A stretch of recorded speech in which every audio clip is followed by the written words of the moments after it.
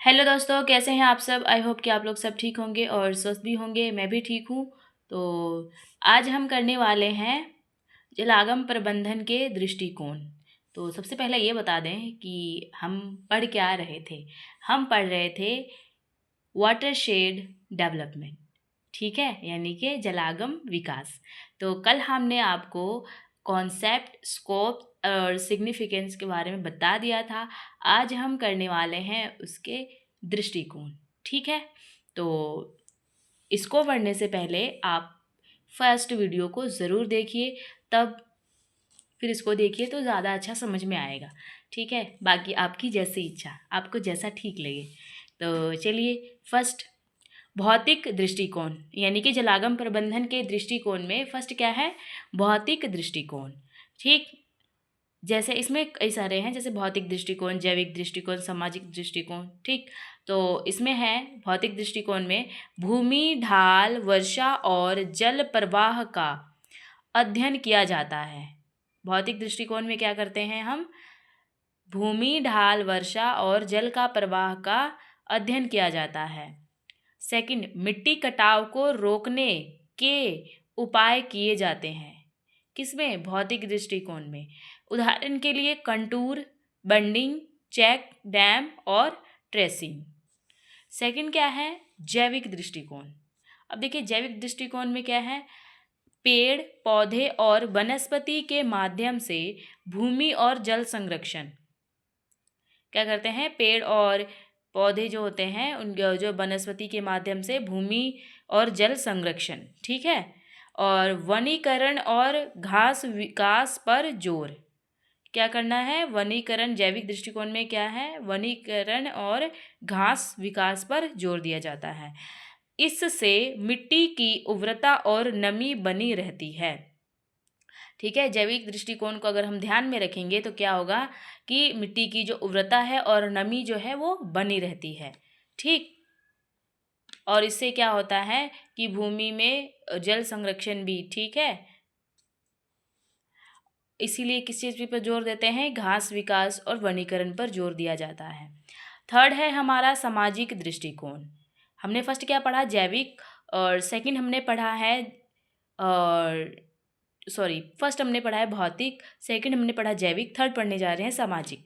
तो सामाजिक दृष्टिकोण में देखिए, मतलब कि समाज को ध्यान में दिया जाएगा इसमें। जैसे स्थानीय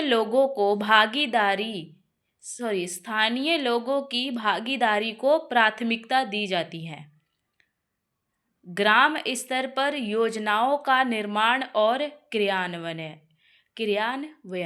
ठीक है। अब देखिए जो स्थानीय लोग हैं उनको प्राथमिकता इसलिए दी जाती है क्योंकि शहरों में तो क्या है कि जहाँ पे शहरों का निर्माण हो चुका है वहाँ पे आपको वनीकरण नहीं देखने को मिलेगा, वृक्ष वगैरह भी दूर दूर तक नज़र नहीं आएंगे। इसीलिए कि ग्राम के क्षेत्रों पर ज़्यादा, मतलब कि उनको जो है प्राथमिकता दी जाती है।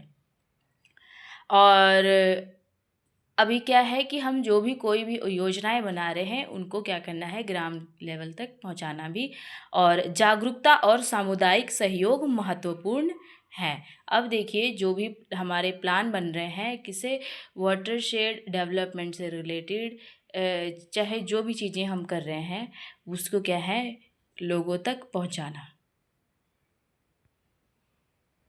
अब देखिए आर्थिक दृष्टिकोण। अब देखिए जलागम क्षेत्र में लोगों की आय बढ़ने पर ध्यान, यानी कि जब हम इस चीज़ का विकास कर रहे हैं, किसका, जलागम का, तो लोगों के आय बढ़ने पर भी ध्यान दिया जाता है। क्योंकि जो भी प्लान बनाया जाएगा, कि चाहे जो डैम बनाए जाएंगे या उससे बिजली उत्पादन किया जाएगा, ठीक है ना, तो उसमें क्या है, लोगों को रोजगार भी मिलेगा। अब देखिए कृषि, पशुपालन और अन्य आजीविका के साधनों का विकास।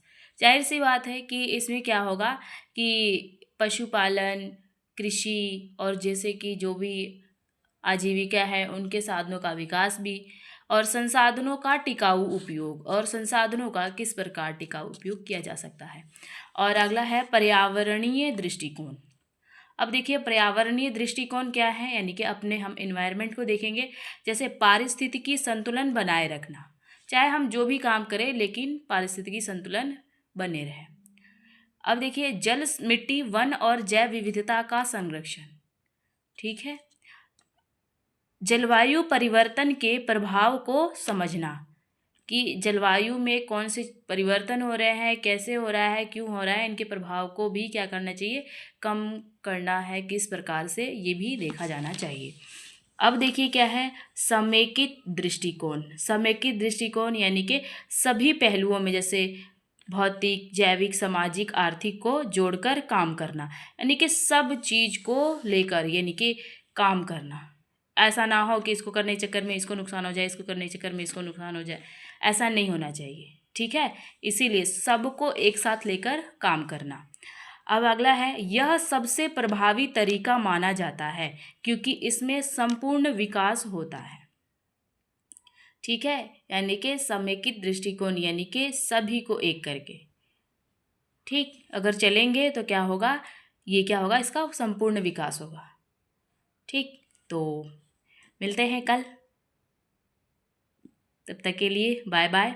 हाँ, इसको आप पहली बार यहाँ पर आए हैं तो पहले आपको मैं ये सजेस्ट करूँगी कि मैंने फर्स्ट वीडियो अपलोड की है, पहले उसको देखिए, फिर उसके बाद इसको देखिए, फिर ज़्यादा आपके लिए बेटर होगा।